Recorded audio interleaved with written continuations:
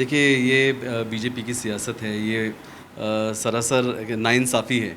एक पार्टी जो इतनी ईमानदारी से काम कर रही है, एक पार्टी जो पब्लिक का पूरा ध्यान रखते हुए, चाहे वो आपका एजुकेशन से रिलेटेड हो, चाहे वो मेडिकल से रिलेटेड हो, चाहे वो आपका ट्रांसपोर्ट से रिलेटेड हो, किसी भी मुद्दे पे, किसी भी चीज़ के ऊपर इतनी एग्रेसिवनेस के साथ और इतनी ईमानदारी के साथ, इतनी मेहनत के साथ काम कर रही है, सब लोगों को इतनी सुविधाएं दे रही हैं, उसके ऊपर अगर ये एलिगेशन लगाना कि आप घोटाला कर रहे हैं, आप ये कर रहे हैं, आप वो कर रहे हैं, हर महीने इनको कोई मुद्दा नहीं मिलता। एक्चुअली जो हमारी अपोजिशन पार्टी है ना, इनको कोई मुद्दा नहीं मिलता।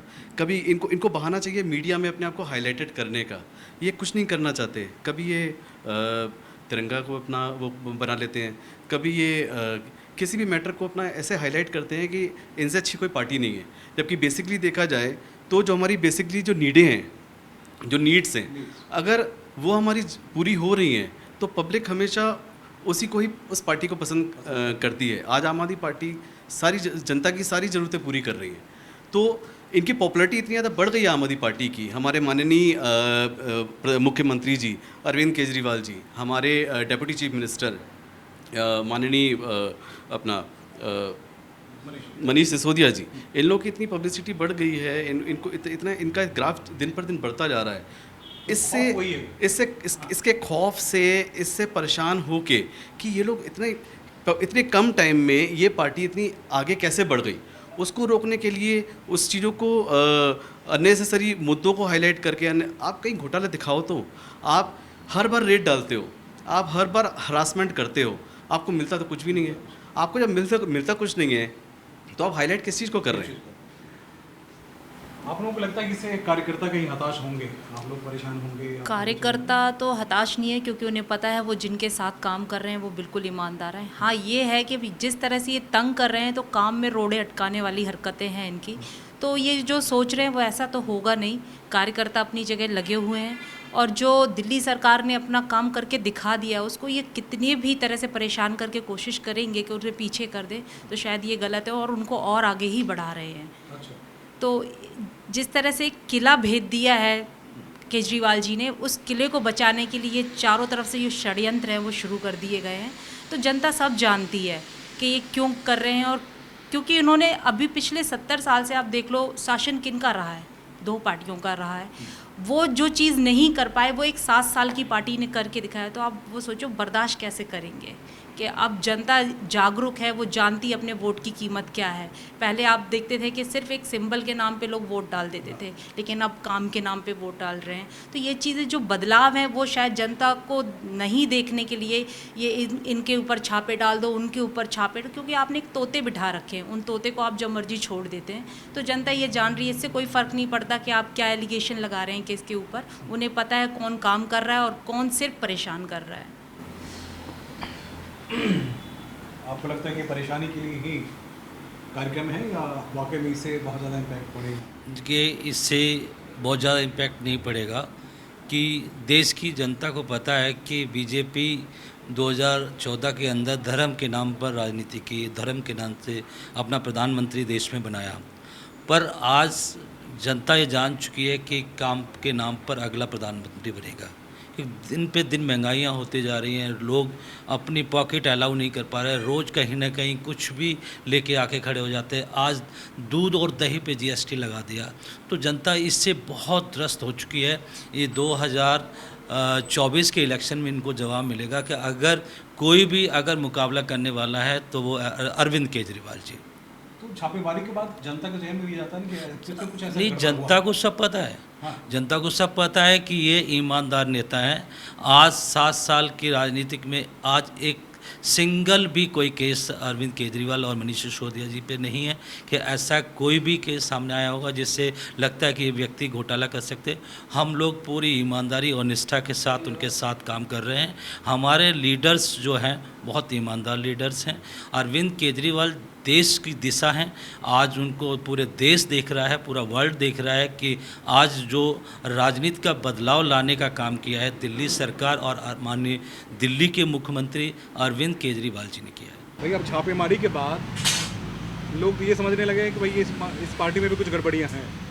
वाकई में ऐसा है? जी, हमारे पार्टी में और हमारे पार्टी के नेताओं पे कहीं से किसी को कोई शक नहीं है। सारी बातें यहाँ आगे अटकती है कि राजनीति के अंदर जैसे 10 साल के अंदर अरविंद केजरीवाल जी ने पार्टी बनाया और पार्टी बना करके पूरे हिंदुस्तान में सेकंड नंबर की पार्टी उन्होंने बनाया।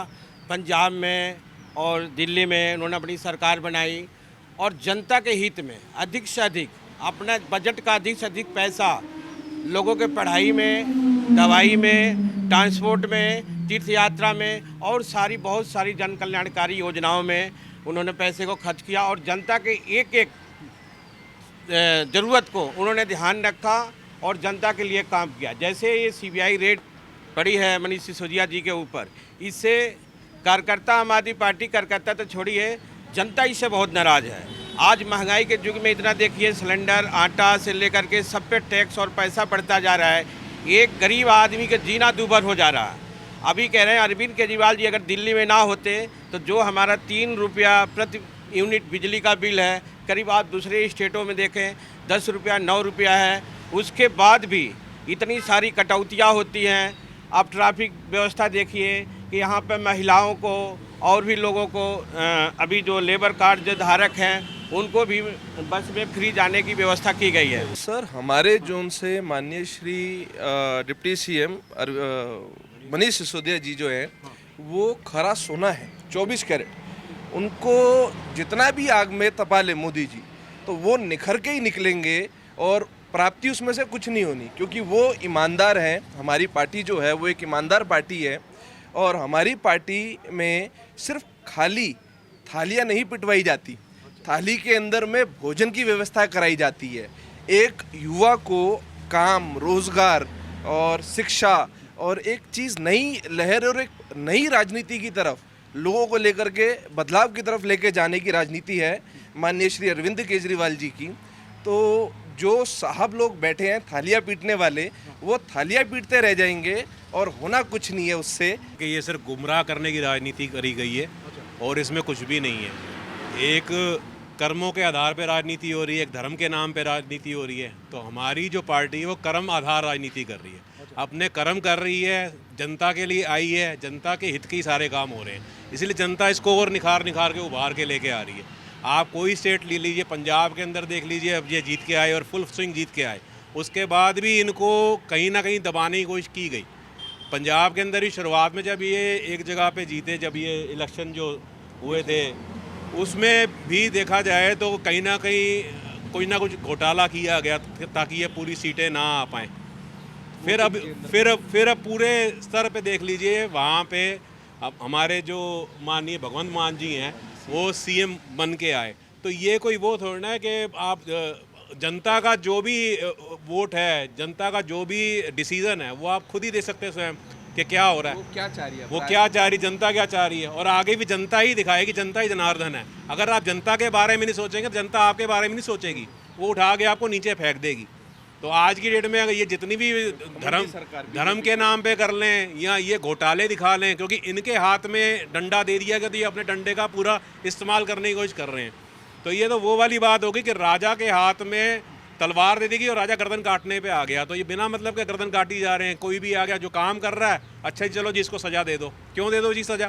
किस बात की सज़ा दी जा रही है? किस बात के लिए उस पर वो सारी सीबीआई इंक्वायरी लगा रहे हो? और सीबीआई इंक्वायरी में फिर निकला कुछ नहीं। अगर निकला कुछ नहीं है तो अब इसका दंड कौन भोगेगा?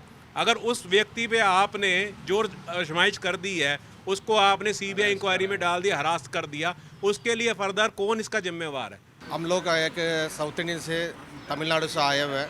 तमिलनाडु से आके यहाँ पे 60-70 साल हो गए, 4th जनरेशन है और 75 ईयर्स हो गए जो हिंदुस्तान का आज़ादी हो गए। और आज तक ना कांग्रेसी ना बीजेपी इतने साल आने के बाद भी हमारा तमिल पीपल के लिए उन्होंने कुछ नहीं किया। जब से हमारे सीएम अरविंद केजरीवाल आए हैं, जब से इन्होंने हमारे तमिल पीपल के लिए, ये तमिल पीपल हमारे दिल्ली के अंदर 4-5-10 लाख आदमी रहते हैं, पर वोट का राइट मांगते हैं, पर कुछ उनके लिए बेनिफिट नहीं करते क्योंकि उनके जो समस्या नहीं सुनते, कोई भी नहीं सुनते।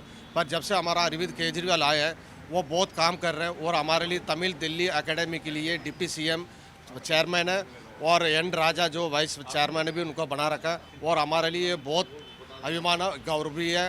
और इसलिए उनको बीजेपी के डर लग रहा है कि अभी पंजाब में उन्होंने सीएम बनने के बाद वहाँ पे स्टेट पकड़ लिए, अगर नेक्स्ट टाइम जो गुजरात ना पकड़ ले, इसलिए उनको डिस्टर्ब करा जा रहा है कि जितने वो डिस्टर्ब करेंगे वो नेक्स्ट टाइम पे 24 पे वो प्राइम मिनिस्टर बन के रहेंगे। जो सीबीआई की कार्रवाई हुई है मनीष सिसोदिया जी पे और आगे होने वाली ईडी की कार्रवाई, बेबे उन्हें आज कुछ मिलने वाला तो है नहीं। जहाँ आपको लगता है कि आप हारने वाले हैं, निकट भविष्य में आप देखिए एमसीडी के चुनाव आ रहे हैं। अब ईडी और सीबीआई का प्रयोग आप इसलिए कर रहे हैं कि किसी तरह हम एमसीडी जीत जाए दिल्ली में तो आप आ नहीं पा रहे, कुछ नहीं है, वो बस एमसीडी जीतने के लिए कार्रवाई कर रहे हैं। कुछ निकला नहीं निकला, आप लोगों ने भी सब कुछ कवर किया, एक पैसे का भी अगर निकला हो तो आप बताइए।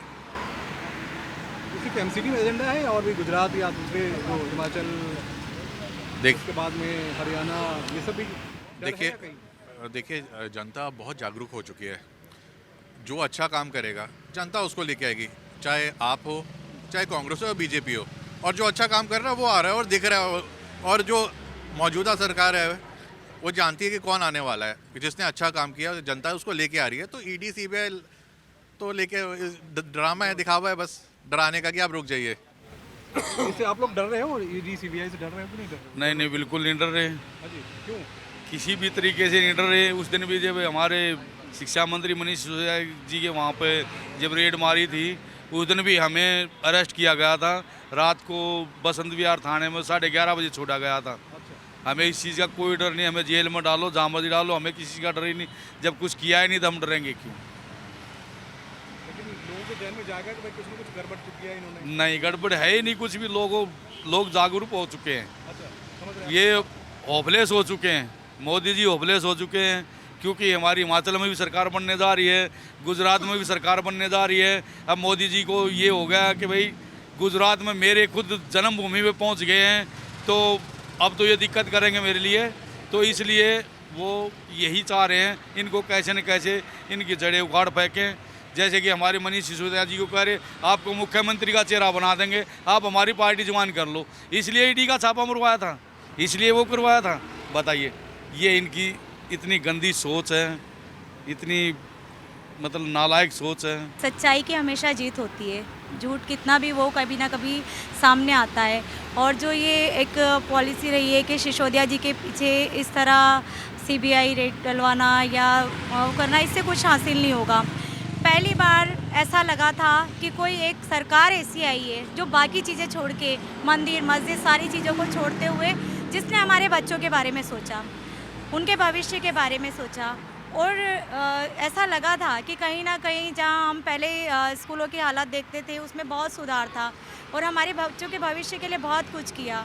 लेकिन बीजेपी कह लीजिए या दूसरी सरकार जो, उनको ये बातें हजम नहीं हो रही थी।